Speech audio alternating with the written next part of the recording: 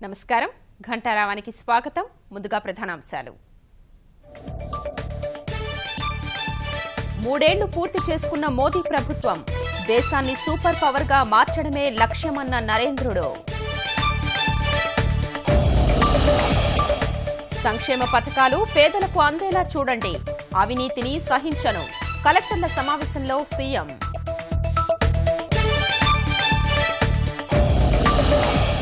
తెలుగుదేశం మహానాడుకు విశాఖ ముస్తాబు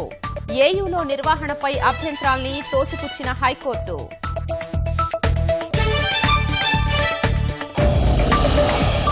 వేమవరం హత్య కేసులో 14 మంది నిందితుల అరెస్టు ఆయుధాలు స్వాధీనం పాత కక్షలే కారణమన్న పోలీసులు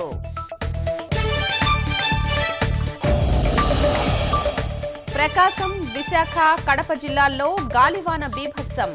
గోడకూలి ఇద్దరు పిడుగుపాటుకు ఒకరు మృతి